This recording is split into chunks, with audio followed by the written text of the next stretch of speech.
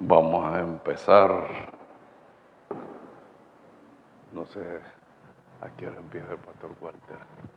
El pastor Walter, ¿cómo a qué hora empieza? Ah.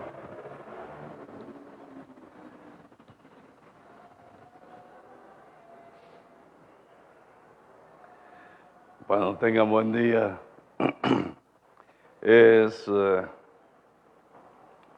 Estamos ya en el 8 de febrero. Ya vamos con el segundo mes y parece ser que acaba de empezar el año y ya pasó un mes. Perdón. Sí, vamos preciso, dice el tiempo. Perfecto, gracias. Tengan buenos días para los pocos que estamos ahorita y también para los que están a través de los medios. Que tengan un buen día y que Dios les bendiga también. Realmente yo le doy gracias a Dios por esta oportunidad. Porque siempre compartir la palabra del Señor es una buena cosa.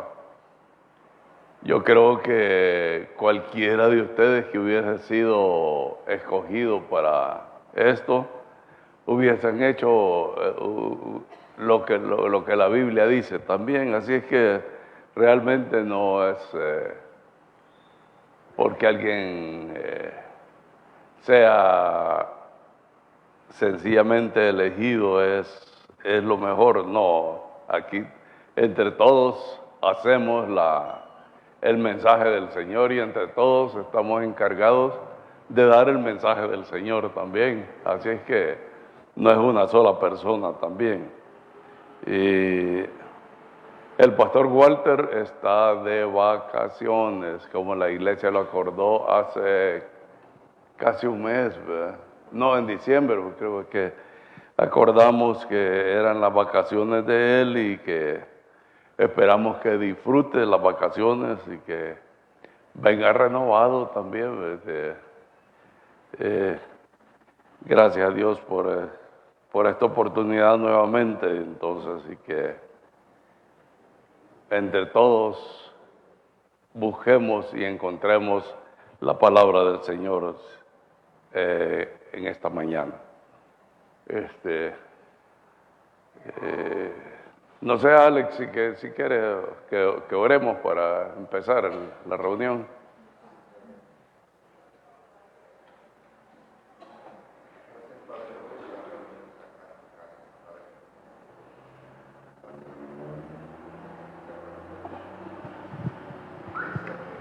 Ama no solo una vez a la semana, sino todos los días. Señor, gracias por permitirnos reunirnos y hablar de ti, estudiar y escudriñar tu palabra. Permítenos discernir todos tus mensajes, todos tus planes, Señor, para tu pueblo. Gracias por darnos el sustento diario, por el aire que respiramos, por todo lo que tú nos ofreces, bueno y malo, Señor. Protégenos y danos ese entendimiento para poder absorber tu palabra este día de parte del doctor Pleites. Todo esto te lo pido. Amén. Amén. Cuando para este día habíamos hablado de hablar sobre pactos, sobre qué es un pacto básicamente. Y yo siempre he pensado, hoy que oímos de pactos de una y de otra cosa, que pactamos entre las naciones, entre las personas, entre grupos, entre iglesias, un montón de pactos que tienen que ver con los intereses de cada uno también. Y se llegan y se escriben pactos, pero realmente, ¿desde cuándo venimos haciendo pactos? ¿Desde cuándo la humanidad conoce acerca de los pactos también? Entonces, en general, el diccionario, de la Nueva Lengua Española dice que pacto es un tratado entre dos o más partes que se comprometen a cumplir lo estipulado. Luego hay muchos tipos de pactos también, es decir, Alex y yo queremos hacer un negocio y y vamos a ir partes iguales, entonces vamos a decir, allí queda escrito qué pone él, qué pongo yo, cómo vamos a hacer el negocio, con cuántas si hay ganancias, cómo se va a repartir él y cómo me va a quedar a mí. Es decir, allí en un pacto debe de quedar todo clarito también, porque si no, siempre hay problemas. Cuando las cosas no están claras, siempre hay problemas, sencillamente porque nosotros los humanos tenemos la tentación de que cuando vemos un vacío, por este vacío me voy y yo le saco ventaja, no importa que hayamos pactado. Entonces, ¿para qué sirven los pactos también? En la historia de la humanidad, los pactos han servido también para resolver conflictos. Cuando hay problemas entre dos naciones, hacen pactos de ya no agredirse, hacen pactos de cómo ayudarse también, los pactos sirven para vivir en paz también, cuando hacemos cosas de comercio también, cómo vamos a hacer el comercio, cómo vamos a aprovechar los mercados, pero respetándonos unos a otros también. El uso de las vías marítimas también.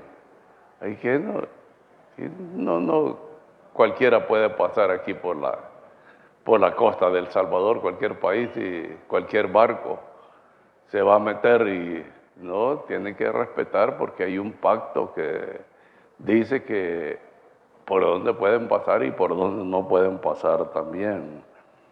Y también hasta para el uso de la tecnología también, esta cuestión especialmente cuando se inventan cosas nuevas, hacen pactos de cuánto tiempo va a servir la tecnología únicamente para el que la inventó y luego cuándo se va a compartir. Lo mismo hacen, por ejemplo, los medicamentos.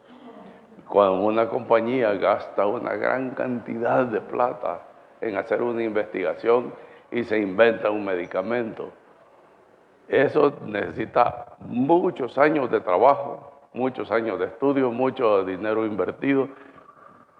Entonces, cuando sale a la venta, le dejan un periodo para que la compañía pueda al menos recuperar el dinero que ha invertido. Y luego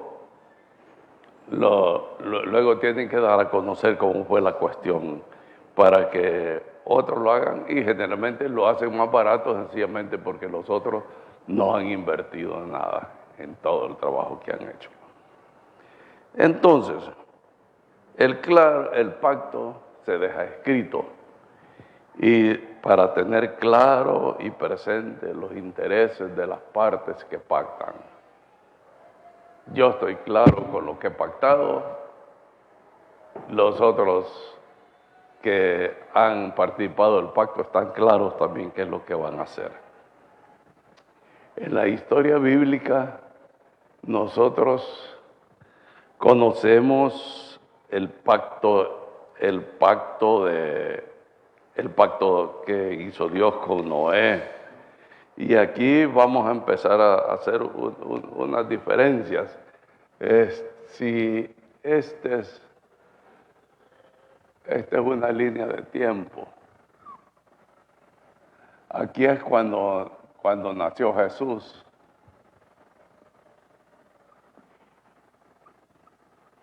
Mi letra no es tan bonita como la del pastor Walter, ¿verdad? Pastor Walter la escribe bonita. Entonces aquí es cuando se inició el inicio de los tiempos. Y aquí vamos del año 2026, porque en eso estamos. Entonces dice en la Biblia que el año en que Dios hizo un pacto con Noé fue el año 2458. 58, este es antes de Cristo, antes de que naciera Jesús. Era casi más del tiempo que hemos vivido de Jesús para acá.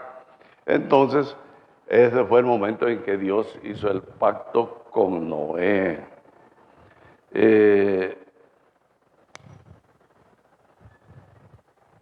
También está sobre el pacto con Adán también, que no lo puse porque no pude encontrar una fecha que más o menos hiciera referencia a esto antes de este periodo.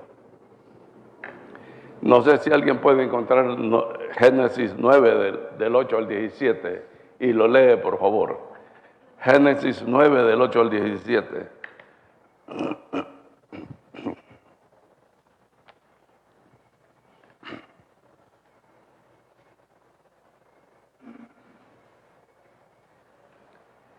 ¿Alguien lo tiene?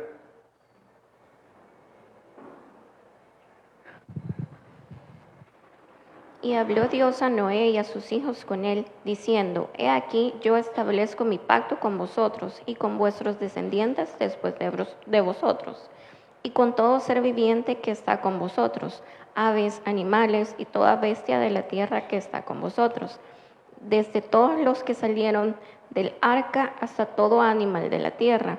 Estableceré mi pacto con vosotros, y no exterminaré ya más toda carne con aguas de diluvio, ni habrá más diluvio para destruir la tierra. Y dijo Dios: Esta es la señal del pacto que yo establezco entre mí y vosotros, y todo ser viviente que está con vosotros por siglos perpetuos. Mi arco he puesto en las nubes, el cual será por señal del pacto entre mí y la tierra.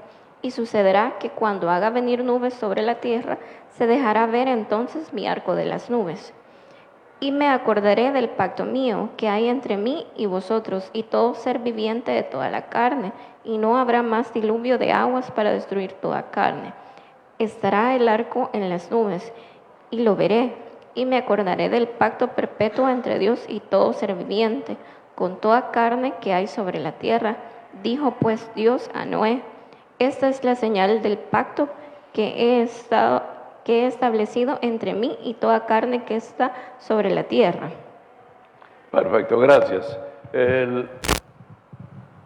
Como dijimos, los pactos es entre dos o más personas o grupos o interesados que pactan en partes iguales, pero aquí empezamos a ver que hay una diferencia. ¿Qué es lo que estará sucediendo al principio? ¿Cuánto sabía Noé sobre Dios y toda su familia sobre Dios también? Entonces, una de las características es que Dios aquí en este pacto, cuando dijo que no iba a destruir más la tierra con diluvio, fue Dios quien buscó. ¿Y para qué sirvió eso? Preservó la vida de Noé y su familia, preservó la vida animal y preservaba también toda la creación que estaba haciendo. Entonces, es llamado pacto de Noé, pero podemos decir, este es pacto con la creación de Dios, porque Él estableció que había designado una señal de que ya no iba a haber, y fue el arco iris también. El hecho de no haber más diluvio, hemos tenido nosotros ya, desde ese periodo, desde 2458 años hasta aquí, más 2000, son casi 4000 460 años casi. Y no ha habido otro diluvio. Entonces, Dios estableció el pacto con la creación y no ha vuelto nunca más a destruir la creación con diluvio. Y eso es lo que dice el pacto, que nunca más va a destruir su creación. Otro pacto que nosotros encontramos en la Biblia es el pacto que Dios hizo con Abraham. Y ese fue el año 2086 antes de Cristo.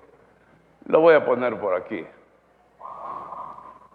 2086 antes de Cristo. Antes del nacimiento de Jesús. Entonces, de eso ya tenemos a este momentito, ya tenemos 4100 y un poquito de más años. Entonces, ¿quién nos lee Génesis 15 del 17 al 22?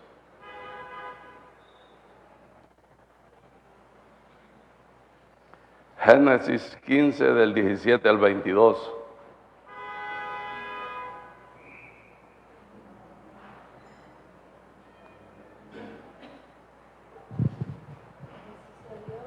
El sol y ya oscurecido se veía un horno humeado y una antorcha de fuego que pasaba por entre los animales divididos.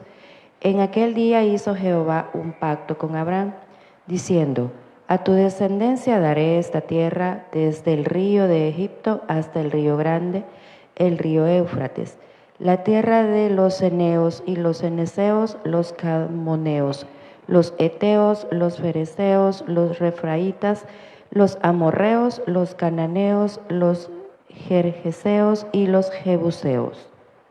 Hasta el 21. Hasta el 22. No tengo 22. No, perdón, 21 entonces, 21. Okay. Gracias.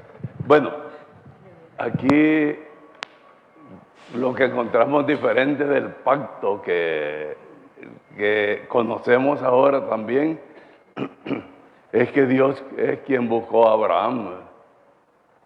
Dios buscó a Abraham. Y si ustedes recuerdan, lo dice: mira, sale de aquí y tú vas a ir donde yo te envíe. Abraham no era ningún pobre. Abraham tenía 99 años. Abraham se llamaba ese momentito, tenía 99 años.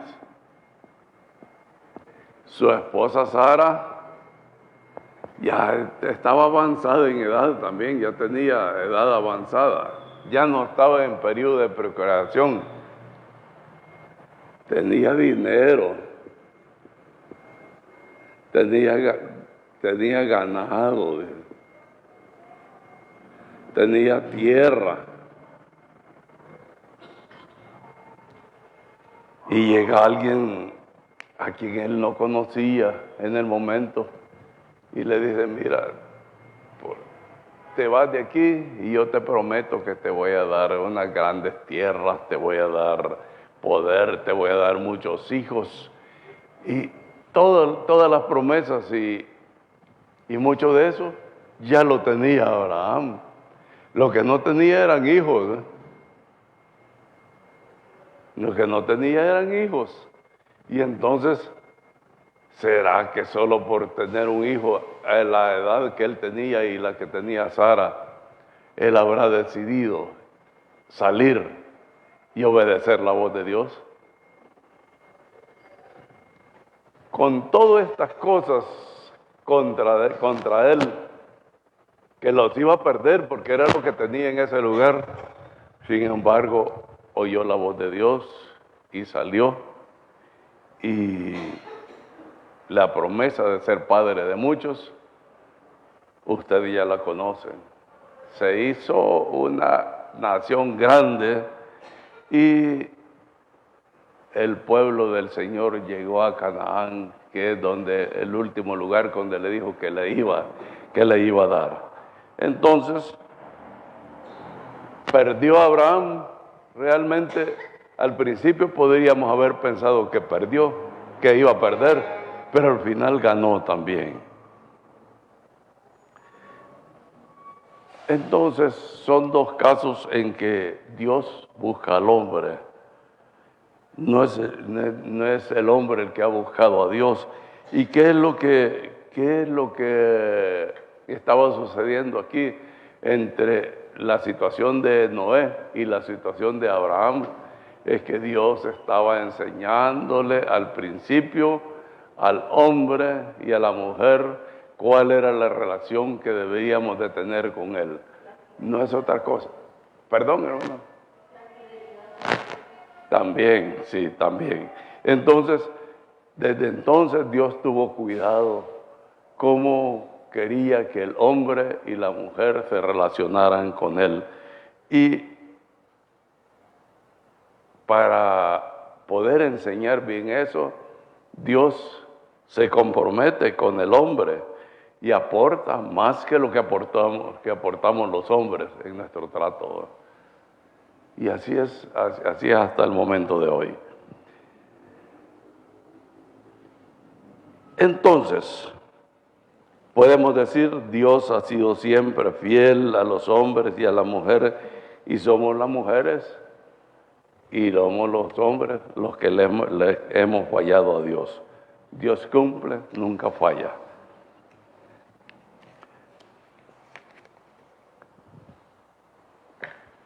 Ahora el pacto que nosotros tenemos como iglesia. ¿Qué es nuestro pacto también? Nuestro pacto al principio dice que cuál es nuestra identidad como iglesia. Entonces, ¿qué identidad es? Es algo que dice quién soy yo, quién es usted. Igual el documento único de identidad dice el nombre, el sexo, la edad, no sé si tiene fecha de nacimiento, no me acuerdo, pero ese es algo oficial que sirve para identificar a cada persona como perteneciente a este grupo que se llama salvadoreños también. Entonces, esa es la identidad. Y nuestro pacto empezamos a hacer, cuando lo leemos, tiene las promesas que nosotros hacemos a Dios. Y tiene promesas también entre nosotros. Ustedes recuerdan bien el pacto. El otro domingo lo vamos a leer bien y para que lo revisemos, pero el pacto tiene promesas, compromisos entre los miembros también. Sí. Ajá, cabal. Ya vamos a hablar sobre eso también. Dice sobre cuál debe ser nuestro comportamiento también. Cuál es el comportamiento personal que yo debo tener como cristiano y cuál es el comportamiento que vamos a tener como iglesia bautista también. Porque los pactos pueden tener algunas diferencias entre los diferentes grupos religiosos también. Pero eso es lo que nos identifica. Y la cosa más importante, que es creer en Dios, eso todos los pactos de las iglesias evangélicas los tienen. Y nuestro compromiso con Dios y el compromiso que Dios ha adquirido con nosotros también. Entonces, algunos creen que la primera iglesia que le empezaron al principio a llamar bautista, y esto no lo tomen como 100% seguro también, a nivel del mundo se originó con dos cristianos que salieron de Inglaterra, que habían huido hacia Holanda, porque ellos vivían en Inglaterra, y en Inglaterra tenían problemas con el rey, porque la iglesia anglicana era la que dominaba allí en Inglaterra también. Era el año más o menos el 1609, esto es ya después de Cristo. por aquí voy a poner 1609. Cuando estos dos cristianos huyeron a Inglaterra, ellos eran de Inglaterra hacia Holanda por la persecución que tenían. Y ellos creían, al igual que nosotros, que la Biblia era una fuente de autoridad y que los que se deberían bautizar son los creyentes, los que ya habíamos aceptado a nuestro Señor Jesucristo. Entonces, de allí, en el año 1612, 3 años después, regresaron otra vez a Inglaterra también. Uno de ellos escribió un libro que se llamaba Sobre la libertad religiosa en Inglaterra, donde dijeron que la libertad religiosa es un derecho para todos y también que el poder del monarca, del rey, dependía de Dios.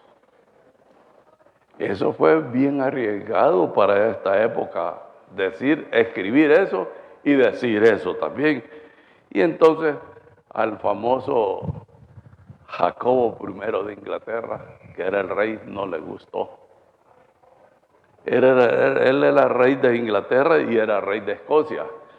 En Inglaterra era la primera vez que se llamaba un rey Jacobo, pero en Escocia ya era el sexto se llamaba Jacobo también. Entonces él era el rey de los dos lugares. Y entonces, como no le gustó, porque dijo que debería de haber libertad religiosa y que el poder de la monarquía depende de Dios, los encarceló hasta que murieron en 1616.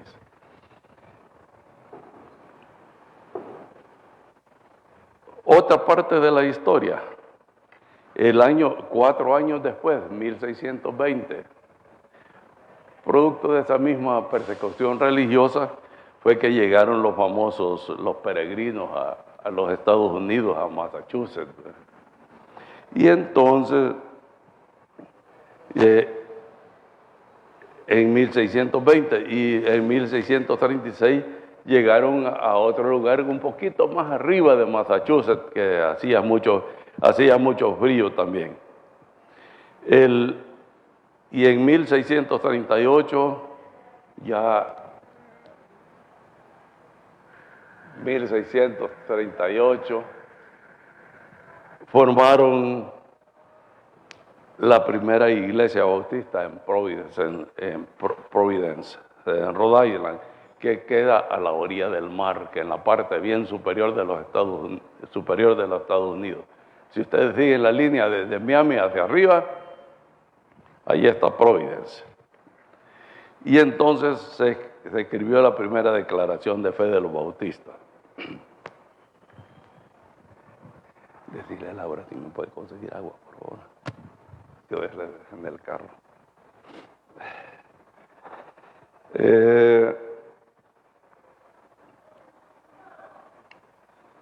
Hay una iglesia bautista en el centro de Washington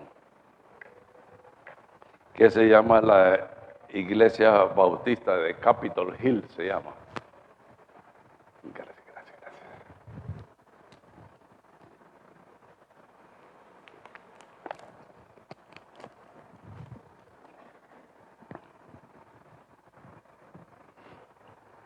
Esa iglesia bautista que al inicio fue una reunión en una casa particular de una señora que se llamaba Celestia Ferry. Entonces, ella en algún lugar ella había conocido al Señor y empezó allí en Washington esas reuniones.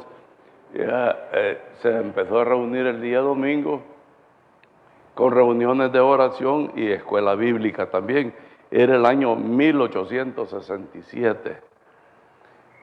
4 años después fundaron, ya habían otras iglesias y fundaron la Asociación Bautista Metropolitana también. Ahora, esta iglesia está como a 6 cuadras del Capitolio en Washington. Está afiliada a los Bautistas del Sur. Es una iglesia grande, muy bonita. Luego construyeron su templo también. En el año 1878 se organizaron como iglesia con 31 miembros. Creo que esta iglesia como primera, no sé, fueron 30 o 35, lo que dice la historia con que fue organizada la iglesia. Pero lo vamos a corroborar eso para el próximo domingo. Ellos hicieron su primer pacto en 1833, luego lo cambiaron en 1896, casi 63 años después. Luego, en 1956, ya en el siglo pasado, hicieron un tercer pacto y el año 1996 lo corrigieron y lo hicieron más corto. ¿Por qué? Porque el pacto no es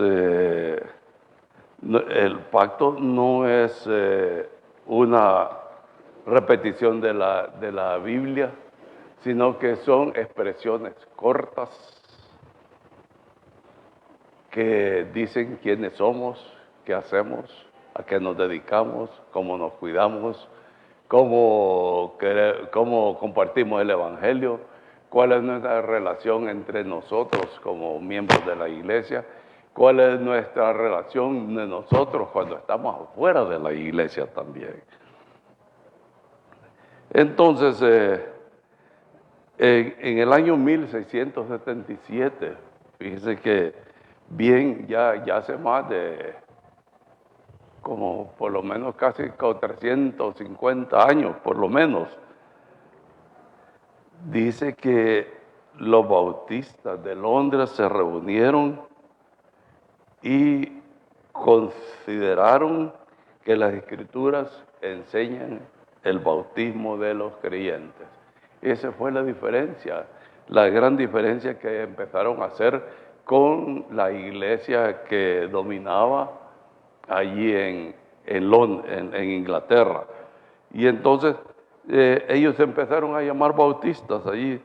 El grupo se sentía solidario con los presbiterianos, que era otro grupo que existía también en ese tiempo, y empezaron a tener alguna relación también, llegando a publicar lo que ellos llamaron la armonía sustancial en cuestiones de doctrina de las iglesias de ese momento.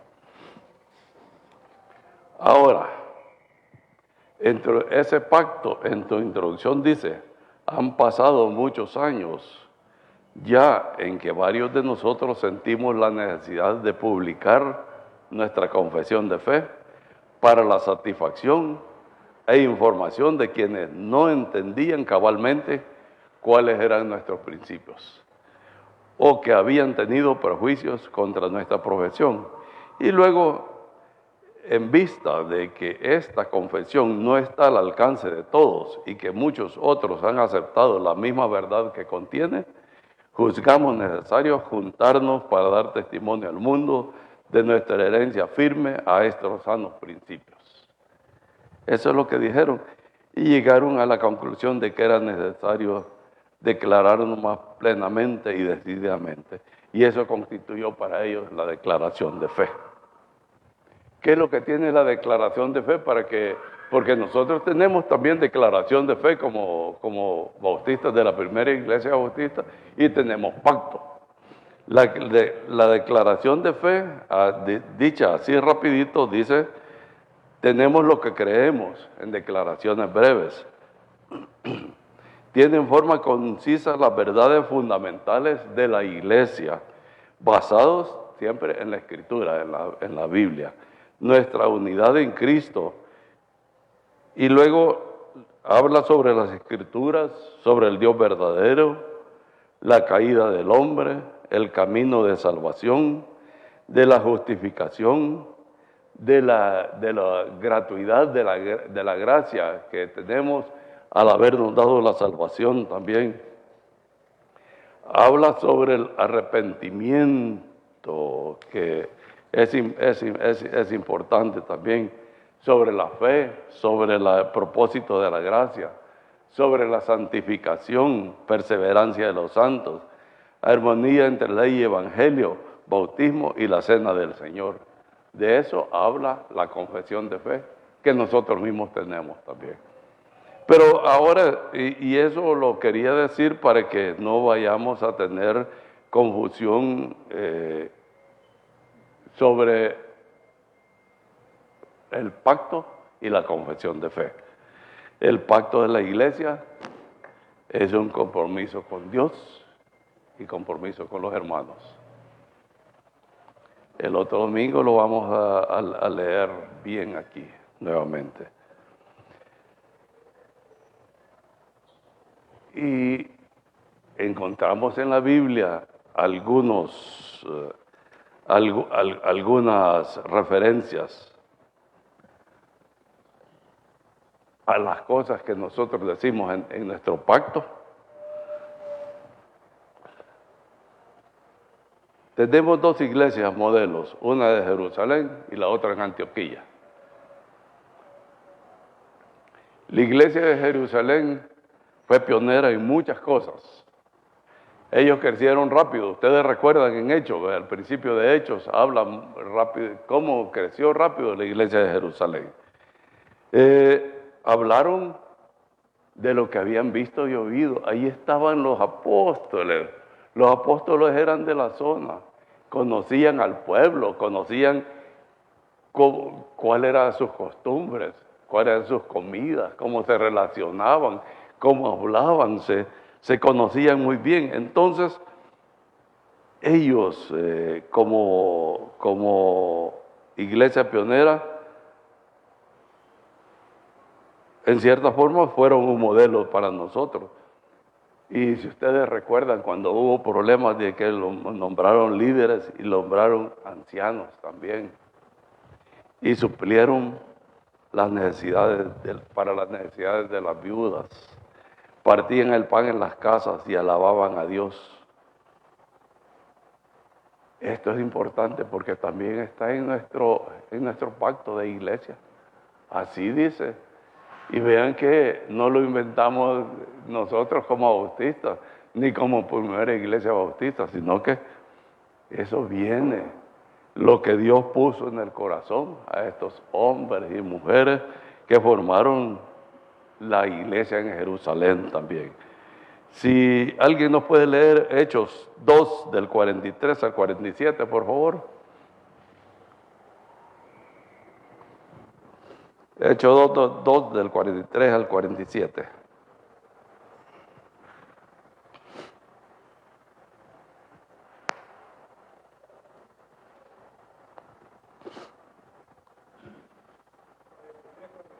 Sí.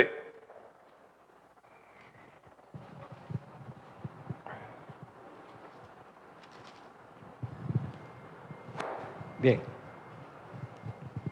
Y sobrevino temor a toda persona, y muchas maravillas y señales eran hechas por los apóstoles. Todos los que habían creído estaban juntos y tenían en común todas las cosas. Y vendían sus propiedades y sus bienes, y los repartían a todos según la necesidad de cada uno. Y perseverando unánimes cada día en el templo, y partiendo el pan en las casas, comían juntos con alegría y sencillez de corazón, alabando a Dios y teniendo favor con todo el pueblo. Y el Señor añadía cada día a la iglesia los que habían de ser salvos. Y ustedes recuerdan, en nuestro pacto dice todo eso. Todo eso dice exactamente, lo menciona todo. Y bien, y aquí una de las cosas, yo digo que cada iglesia se comporta de acuerdo al lugar donde vive también. Las iglesias bautistas en El Salvador no son iguales. las iglesias bautistas en el campo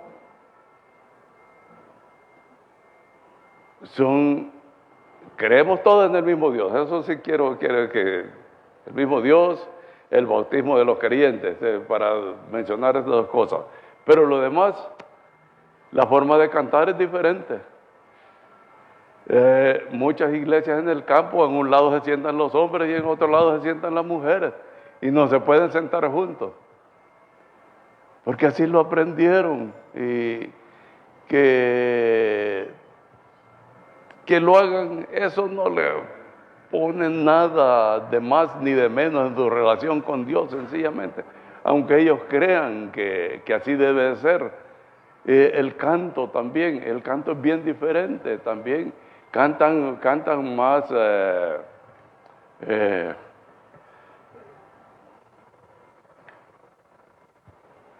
no sé cómo llama, pero que le quiere llamar de buena manera también, le puedo llamar. El canto es bien diferente. Y nosotros tuvimos la oportunidad de estar en una iglesia bautista, ahí en la Dominicana. Era una iglesia bautista, pero cantaba como que era merengue, ¿ves? ¿Y quién le va a quitar esa costumbre si ellos han crecido y han vivido en ese medio donde esa es la música imperante del medio también? Entonces, yo digo, entonces, a veces nosotros como cristianos nos distanciamos de otros porque a veces cosas tan pequeñitas, y lo principal lo olvidamos. Y entonces lo principal, si yo me distancio con ustedes por cosas pequeñitas que ya no quiero relación con ellos por eso, entonces de nada sirve que yo haya creído en Dios y que me hayan bautizado también como creyente también. Así es que esa es parte de las cuestiones. Y aquí otra de las cosas que dice también, para que vean cómo influye la cultura, dice que todos vendían sus casas y se repartían de todo. Y ahí, eso era la costumbre, la cultura de ellos también. Ahora, si usted va y vende su casa y lo viene y lo reparta, a mí si me dan, yo lo voy a recibir. Pero el problema es que, y después, ¿cómo va a vivir? ¿Será que todos los otros hermanos que querrán hacer lo mismo también para que todos vivamos en paz? Realmente las cosas han cambiado tanto en la relación, en las sociedades, que hoy eso ya no es posible también. Pero hay grupos religiosos que insisten en eso todavía, y como que no se han dado cuenta cuánto ha evolucionado la sociedad y que las cosas han cambiado, las relaciones han cambiado también. Otra cosa y solo para enfatizar, suplieron para las necesidades de las viudas, de los huérfanos, partían el pan en las casas, alababan a Dios, no habían necesitado. Por eso a mí me gusta, por lo menos cuando lo hacemos al final del año, eso de repartir canastas. Eso es una cosa buena, hacerlo como iglesia también. Nuestra sociedad ha crecido y unas partes han crecido más económicamente y otros mucho menos también, donde hay personas que ni aún en estas ocasiones especiales tienen algo diferente para sus vidas y para su hogar también. Y queremos nosotros que al menos ese día, la acción de la iglesia es que al menos ese día tengan algo diferente para su familia también. Dice que la iglesia de Jerusalén fue fiel en la persecución también. Y ustedes recuerdan con el famoso Saulo, cómo azotaba a la iglesia y cómo dañaba también. Hubo una gran persecución en esa época. Era el año quizás como el 35, 40 después del nacimiento de Jesucristo también. Y muchos de los cristianos fueron esparcidos por Samaria, por Judea, y los apóstoles todos se quedaron allí en Jerusalén también. Primero quizás porque ellos estaban impactados con esa cuestión de la crucifixión de Jesús, que hacía poco había pasado también, hacía poco había pasado el Pentecostés también, y entonces estaban, bueno, ¿y qué pasa? Pero pronto entendieron eso y muchos de los cristianos que fueron esparcidos de allí en Jerusalén, que fueron a la parte superior,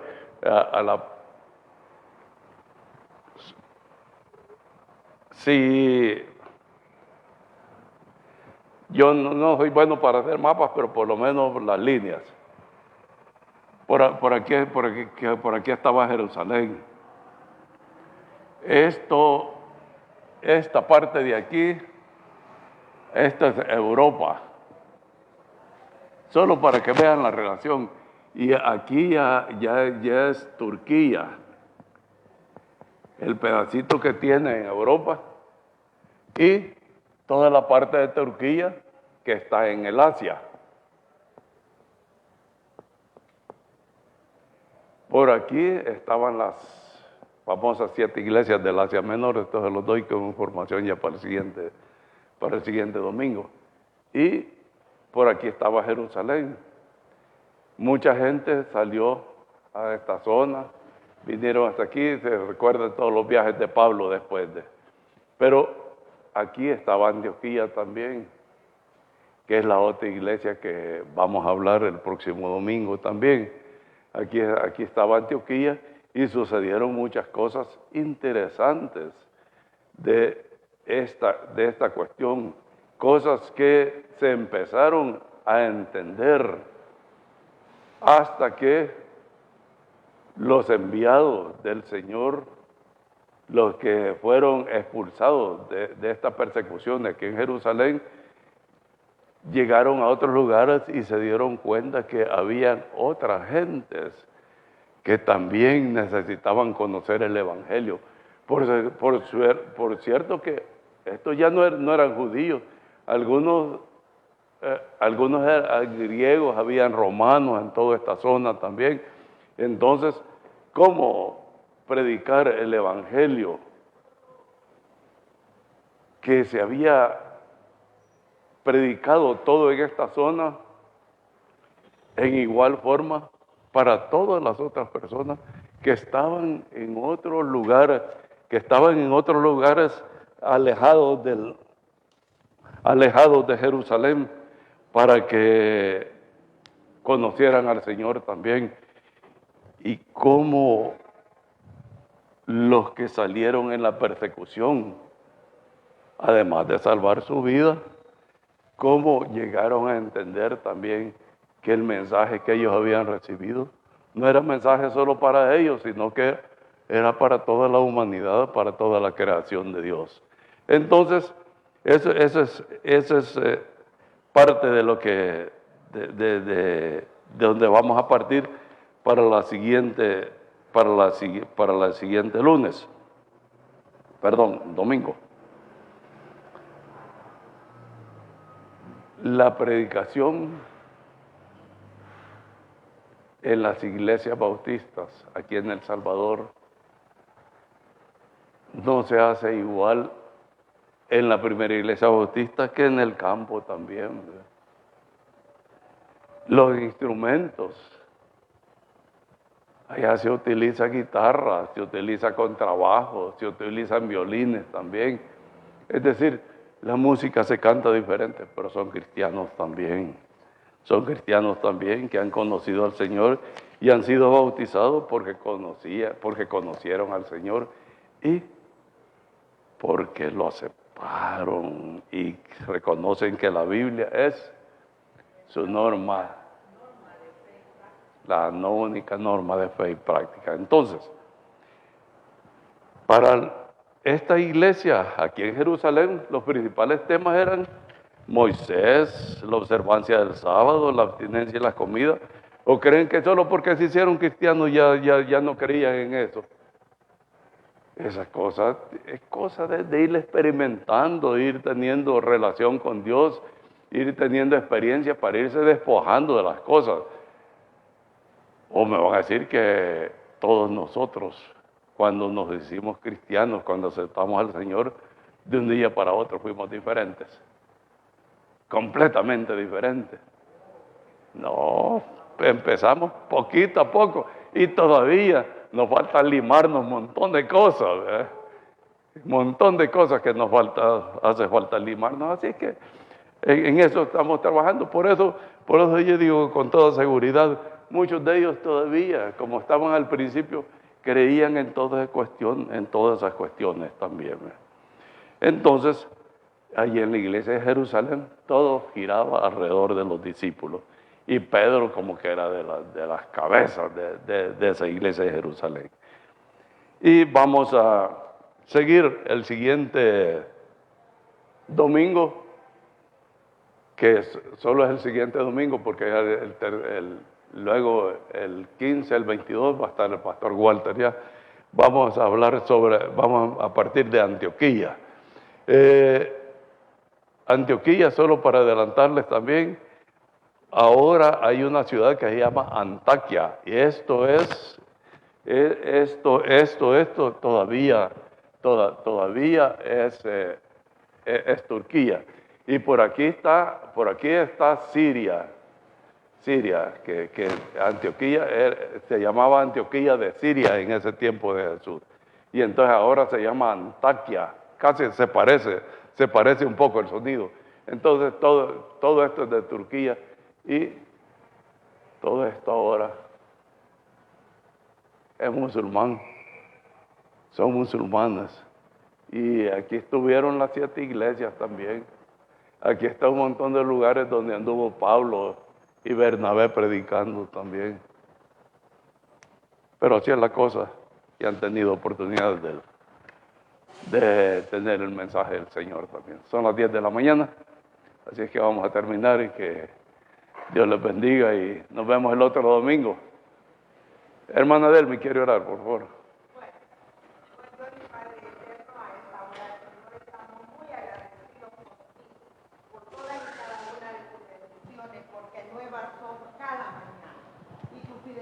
Es grande cada noche, oh Señor.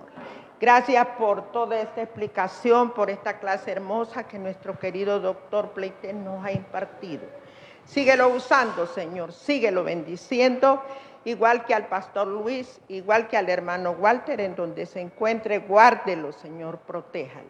Y así cada uno de los hermanos presentes con cada familia nuestra. Que cada día sea mejor para nosotros el aprendizaje y que lo podamos vivir y practicar. Bendice a aquellos hermanos que por diferentes causas no pueden estar. Si es salud, Señor, suplicamos que tú sanes. Si es tristeza, si es dolor, angustia, que tú pongas un corazón agradable, alegre delante de ellos. Oramos y agradecemos todo en el nombre de nuestro Señor Jesús. Amén.